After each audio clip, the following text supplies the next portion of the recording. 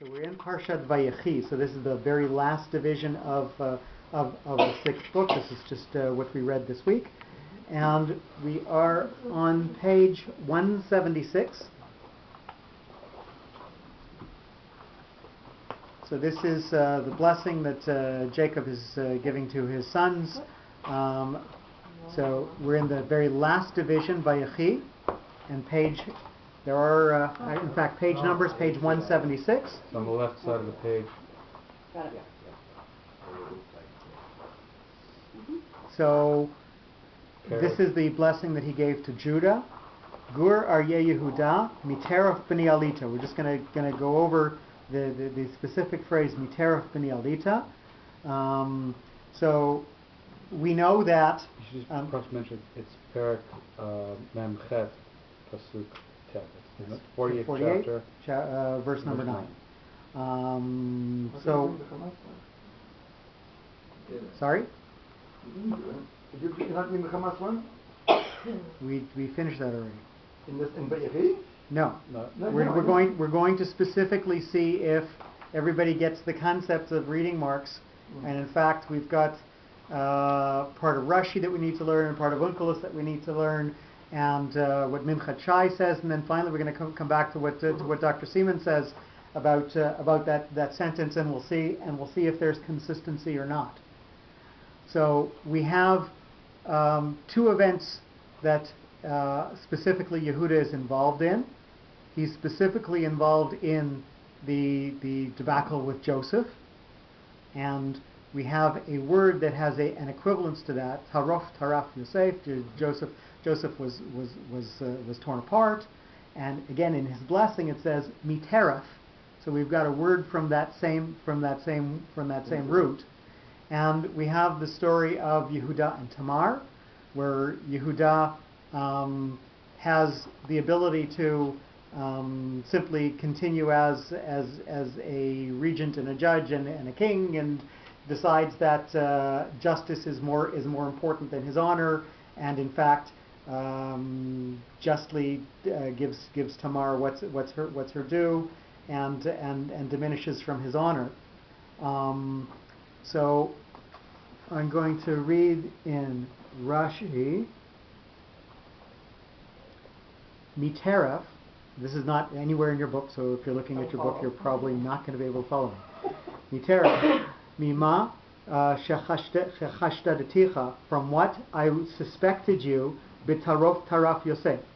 Jacob is giving the blessing, and he's saying that this word taraf says, I suspected that something was wrong from the moment that you came to me and said, well, it looks like Joseph was torn apart. So he's saying that word mitaraf refers back to tarof taraf Yosef, and he's saying that Jacob is saying, I suspected, Judah, from the point that you said that phrase to me, that something really wasn't going on. Chaya ra'ah halatu. So this is again, he's saying from what his sons had told him, he suspected that this wasn't really what was going on. V'zehu Yehuda shneim shali aryeh. This is Judah who's like a lion, so taraf, tearing something apart, is something that a lion will do. So he sort of connects those two things. B'ni alita. Salakta et atzmacha. So Rashi says, you separated yourself out. V'amarta, and you said, mabetza kina rogat achinu. What's good for us if we're going to kill our brother? Let's take him and sell him. So B'ni alita, my son, you arose. So where did Judah arise? Where did he separate himself out from the others? Well, Rashi gives definition number 1, that he separated himself out by saying that let's not kill Joseph, let's just sell him. Or Rashi gives another thing, v'chein b'harigat Tamar, and similarly with the death sentence that had been given to Tamar, shehoda, that he admitted tzadka mimeni. She is more correct than I am, when he in fact saw the evidence and he said, Tamar is right. She's not deserving of any sentence. Lefichach kararavatz. So Rashi is giving us these two possibilities of where Judah made himself more high. Is it that he decided not to sell to leave Joseph in the pit to die, or is it because he separated himself out at the events of Tamar and made himself somebody who could devalue his own honor in order to deal with truth and reality? So now we're going to go to Minchat Shai. Parakuf de Sanhedrin, he quotes the Gemara in Sanhedrin, Gabi Drashot, Pasuk Uvetza Berach, Rav Meir Omer. So Rav Meir says, Lo Nemar Betza. Okay, so he's going over something grammatical, so we'll skip that part. Uperish Rashi Keneged Yehuda, and Rashi says, like we're talking about Yehuda, Shahayalo Lamar Nachsirenu Leavinu, that he should have said, we'll bring him back to our father. So he's saying that the part of Mabetza, why should we kill him? Let's sell him. Well, that's not a very elevated thing. He should have said, let's take him and bring him back to dad. Acharei shahiu dvarav nishmaim le'achav.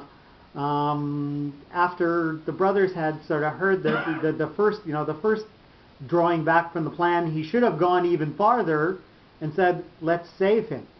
V'chatfu Tosfot, and Tosfot said, "V'hadichtiv miteref b'ni alita al masei de Tamar." The Tosfot tell us that this has to refer to the events of Tamar when he truly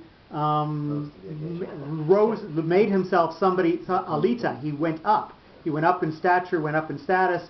He went up as somebody who would be fit to rule, because he would judge based on the truth, not based on his own personal things. But sorry, how does Terah reflect the? So we're saying Terah. Where does that come from? Well, that definitely comes from the situation of Joseph. Yeah. So does the word B'ni Alita still refer to Joseph? Does it refer to later on in the Joseph story that he made himself elevated in the Joseph story, or does it in fact refer to Tamar? And Rashi brings both, and we see from the Minchat Shai why. Because there's an argument in between the Gemara and Tosfot. The Gemara says, yeah, still, if it refers to Joseph, then he could have done better. So that's really not making himself elevated, but rather it's got to have to do with what happened with Tamar.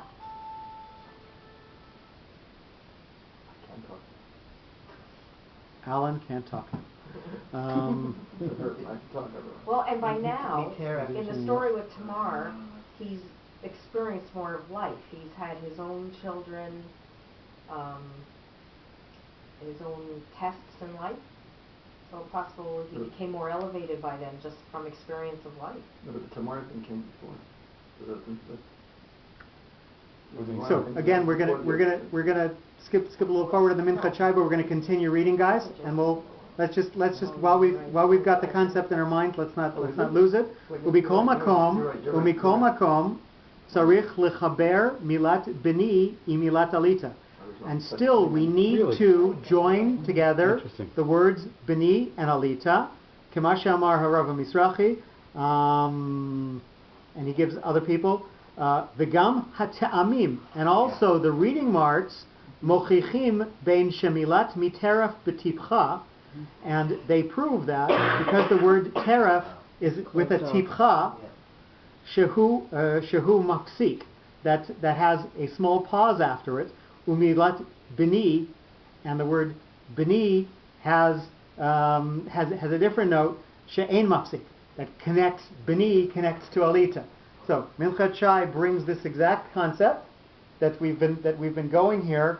So from what we know, what do we think is going to happen to miteref, which has a tipcha, and then bini, which has a munach, and alita. So again, think what we've learned. So miteref is going to connect to stuff that happened before, softly lead into what's going on, but bini is going to have this wall separated out from the things that are before, and is going to go from there forward. leading into Alita. And wipe So- out the past. That's the Tamar story. So that's the Tamar story, right? Mhm. So let's just go over what he says about this. Number 4, although you were we're on page 177 now. Although you were suspected in organizing the plot against Joseph, including the evidence of his disappearance, you cleared from prey Miteref of Taraf That's very Yosef wrong. Yeah, but- Yeah. by having actually said Mabetza, by saying why should we what's good for us if we should kill him, and by substituting yourself for Benjamin. So he brings in yet another thing that neither the Gemara nor Mimchat Shai nor in fact any of the Mufarshim bring in as referred backwards by the directional shape of the reading mark. So he's saying this is something that's collecting from stuff before. Bini, my son, which has the munach under it, by your behavior you continue to be faithful as my son. My upbringing, teachings of essentials, my ideology weren't wasted on you or become forgotten, as stressed by the shape of the reading mark. So he completely does something that we wouldn't expect here. We would expect that he's saying that this is something that Those pronouns, are you talking to Dr. Seaman or Dr. Seaman. Or Yaakov? Dr. Seaman. Both Yaakov. We would expect that. What's he going to do with this? He's going to say that it separates it out from the previous story. So B'nai Alita, right? It's got a munach. It's got to do something that doesn't join to Teref at all. So he's got to completely say that this denies that Teref B'nai is going to be referring to the Joseph story. But in fact, he doesn't. He says that it's a connection with Yaakov. So being my son is that you've taken what I've given you and you've gone forward with it. And Alita, you ascended. Number 6, from all suspicions and supposed blames, you ascended with honors and practical examples. Therefore, you will ascend into the future by the greatness of your seed, as shown by the stabilizing shape of the reading mark. So we see that the parish that Dr. Seaman has given us is quite unique in its thought pattern. It draws on some of the stuff that is elsewhere, but it's certainly adding more concepts and more depth that comes as a surprise. You know, when I saw this week, I figured I would see exactly that same discussion when I went over it here, and I think I am pleasantly surprised that he has added his own flavor to this sentence, rather than just deriving straight from other sources. He truly is giving something that's unique, and I think that's where we're going to end tonight. Thank you very much. Thank you.